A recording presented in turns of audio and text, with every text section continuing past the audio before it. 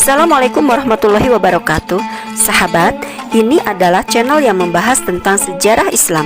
Kali ini yang akan kita bahas adalah sejarah masuknya Islam di Indonesia. Namun, sebelum lanjut, yuk kita dukung channel ini dengan klik subscribe dan aktifkan notifikasinya agar tidak ketinggalan pembahasan berikutnya. Lalu, like and share video ini jika bermanfaat bagi kalian. Berikut ini akan dijelaskan beberapa teori yang populer tentang masuknya Islam ke Indonesia. Teori yang pertama dikenal dengan teori Gujarat, yang kedua dikenal dengan teori Arab atau teori Mekah, yang ketiga dikenal dengan teori Persia, dan yang keempat adalah teori Cina. Masing-masing teori memberikan alasan dan argumentasi berbeda. Namun demikian, antara satu teori dengan teori lainnya tidak menimbulkan satu pertentangan yang berarti, akan tetapi bisa saling melengkapi dan memperkaya pengetahuan sejarah bangsa kita. Jalur masuknya Islam di Indonesia. Menurut teori Gujarat yang dipopulerkan oleh seorang orientalis Belanda yang meneliti tentang Islam di Indonesia bernama Snoek Horgonj, ia menyatakan bahwa agama Islam baru masuk ke Nusantara pada abad ke-13 Masehi yang dibawa oleh para pedagang dari Cambai, Gujarat, India. Memang sebagian besar sejarawan asal Belanda memegang teori bahwa Islam di Indonesia berasal dari anak benua India. Salah seorang ilmuwan barat tersebut adalah Piznapel yang mengkaitkan asal mula Islam di Indonesia dengan daerah Gujarat dan Malabar. Menurutnya, orang-orang Arab bermazhab Syafi'i yang berimigrasi dan menetap di wilayah India yang membawa Islam ke Nusantara. Snoek Horgonj kemudian mengembangkan teori ini. Dia berpendapat bahwa ketika Islam tiba di beberapa kota pelabuhan anak benua India, banyak di antara penduduknya yang beragama Islam dan tinggal di sana sebagai pedagang perantara dalam perdagangan Timur Tengah dengan Nusantara. Lalu mereka datang ke dunia Melayu atau Indonesia sebagai para penyebar Islam pertama. Setelah itu disusul oleh orang-orang Arab. Dia mengatakan bahwa abad ke-12 sebagai periode paling mungkin dari permulaan penyebaran Islam di Nusantara. Jan Piznapel adalah seorang orientalis dari Universitas Leiden, Belanda yang fokus pada manuskrip Melayu. Orientalis yang wafat pada tahun 1901 itu menyatakan bahwa Islam masuk ke Nusantara lewat pedagang dari Gujarat. Nah, penjelasan ini didasarkan pada seringnya kedua wilayah India dan Nusantara ini disebut dalam sejarah Nusantara klasik.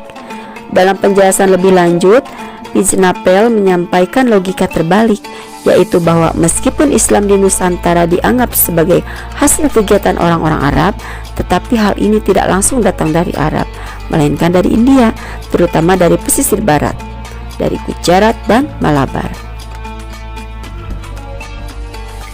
Selain Snoek Horgonj dan Piznapel, masih ada beberapa sejarawan Belanda yang sepakat bahwa Islam di Nusantara datang dari Gujarat dengan alasan bahwa batu nisan makam Raja Malik Al-Saleh yang merupakan raja kerajaan Samudra Pasai, Aceh, bertuliskan angka tahun 686 Hijriah atau 1297 Masehi dengan menggunakan nisan yang berasal dari Gujarat, India. Selain itu, batu nisan yang terdapat di makam Maulana Malik Ibrahim di Gresik, Jawa Timur juga menunjukkan hal yang sama. Kedua batu nisan tersebut memiliki persamaan bentuk dengan batu nisan yang terdapat di Cambai, Gujarat, India. Dengan beberapa alasan tersebut, mereka menyimpulkan bahwa Islam di Nusantara berasal dari India. Selanjutnya, menurut teori Arab atau teori Mekah. Menurut teori Arab atau teori Mekah, dalam sejarah masuknya Islam ke Indonesia, mengatakan bahwa Islam datang ke Indonesia secara langsung dari Arab, tidak melalui perantara bangsa lain. Beberapa bukti sejarah dikemukakan untuk menguatkan teori ini. Teori ini mengatakan bahwa Islam masuk ke Indonesia langsung dari Mekah atau Arab sebagai pusat agama Islam sejak abad ke-7. Salah satu sejarawan yang mendukung teori ini ialah Profesor Hamka. Dia mengatakan bahwa Islam sudah datang ke Indonesia pada abad pertama Hijriah atau abad ke-7 sampai 8 Masehi, langsung dari Arab dengan bukti jalur perdagangan yang ramai dan bersifat internasional.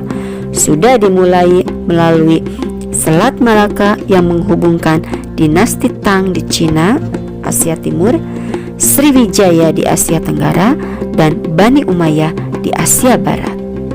Menurutnya, motivasi awal kedatangan orang Arab tidak dilandasi oleh nilai-nilai ekonomi, melainkan didorong oleh motivasi spirit penyebaran agama Islam.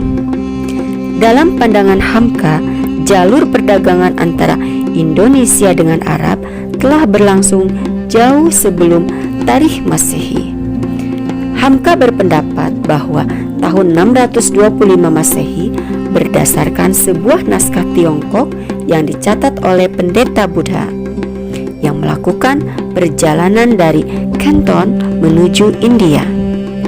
Perjalanan tersebut menggunakan kapal Pose. Pada tahun 674 Masehi, ia singgah di Boga yang sekarang dikenal dengan Palembang, Sumatera Selatan. Di Boga, ia menemukan sekelompok bangsa Arab yang telah bermukim di pantai barat Sumatera atau Barus. Sebagian orang-orang Arab ini diceritakan melakukan perkawinan dengan wanita lokal. Komunitas Arab ini disebutnya sebagai komunitas Taksih dan Pose. Mereka adalah para pedagang yang telah lama menjalin hubungan perdagangan dengan kerajaan Sriwijaya. Karena demi hubungan perdagangan itulah kemudian kerajaan Sriwijaya memberikan daerah khusus untuk mereka. Selain Hamka, Thomas W. Arnold juga berpandangan bahwa para pedagang Arab telah menyebarkan Islam ketika mereka menjadi pemain dominan dalam perdagangan Barat Timur sejak abad-abad awal Hijriah atau abad ke-7 dan 8 Masehi. Meskipun tidak terdapat catatan-catatan sejarah tentang kegiatan mereka dalam penyebaran Islam, namun ia berasumsi bahwa mereka juga terlibat dalam penyebaran Islam kepada penduduk lokal di Indonesia. Selain kedua tokoh tersebut, beberapa tokoh sejarawan lain yang juga mendukung teori ini antara lain Uka Chandrasasmita, A. Hasmi, Azumardi Azra, dan lain-lain. Selain informasi tersebut, Azumardi Azra menambahkan bahwa ditemukannya adaptasi-adaptasi lain yang dilakukan oleh bangsa Indonesia adalah atas pengaruh bangsa Arab ini. Misalnya dari segi bahasa dan tradisi, seperti pada kata dan tradisi bersila yang sering dilakukan oleh bangsa Indonesia yang merupakan tradisi yang dilakukan oleh bangsa Arab atau Persia. Di samping alasan di atas, makam Fatimah binti Maimun di Leran, Jawa Timur semakin menguatkan teori ini. Fatimah binti Maimun bin Hibatullah adalah seorang perempuan beragama Islam yang wafat pada hari Jumat 7 Rajab 475 Hijriah atau 2 Desember 1082 Masehi.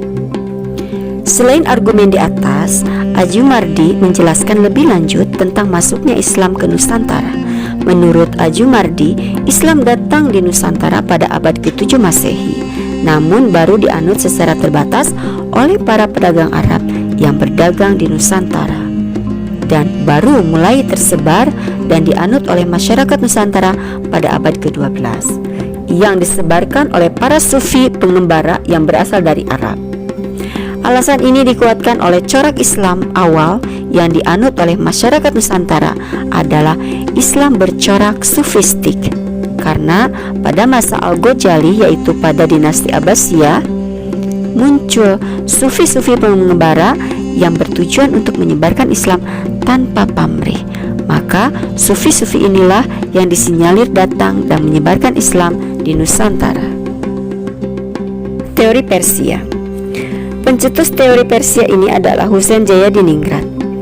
Teori Persia lebih menitikberatkan tinjauannya pada aspek kebudayaan yang hidup di kalangan masyarakat Islam Indonesia yang dianggap mempunyai persamaan dengan Persia, diantaranya adanya peringatan 10 Muharram atau Asyura atas meninggalnya Hasan dan Husain, cucu Nabi Muhammad SAW yang sangat dijunjung oleh kaum Syiah di Iran atau Persia. Di Sumatera Barat, peringatan tersebut disebut dengan upacara tabwik atau tabut. Sedangkan di Pulau Jawa ditandai dengan pembuatan bubur syuro. Kemudian adanya kesamaan konsep ajaran sufisme yang dianut oleh Syekh Siti Jenar dengan Al-Hallaj, seorang sufi besar dari Persia. Kemudian penggunaan istilah bahasa Iran atau Persia dalam sistem mengeja huruf Arab untuk tanda-tanda bunyi harokat. Kemudian ditemukannya makam Maulana Malik Ibrahim tahun 1419 di Gresik. Selanjutnya adanya perkampungan Leren atau Leran di Giri, daerah Gresik. Leran adalah nama salah satu pendukung teori ini, yaitu Umar Amir Hussein dan P.A. Husain Jayadiningrat. Jayadiningrat dikenal sebagai orang Indonesia pertama yang mempertahankan disertasi di Universitas Leiden, Belanda pada tahun 1913. Disertasi tersebut berjudul Pandangan Kritis Mengenai Sejarah Banten. Selanjutnya menurut teori Cina. Menurut teori Cina, proses kedatangan Islam ke Indonesia, khususnya di Jawa, berasal dari para perantau Cina.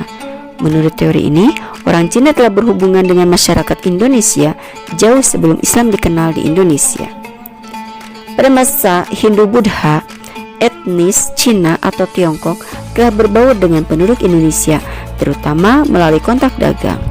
Bahkan ajaran Islam telah sampai di Cina pada abad ke-7 Masehi, masa di mana agama ini baru berkembang.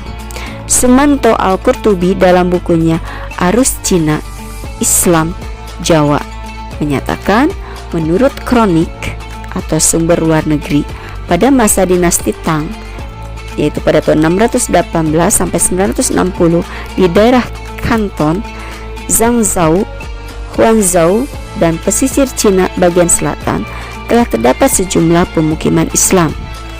Teori Cina didasarkan pada sumber luar negeri atau kronik maupun lokal atau babat dan hikayat.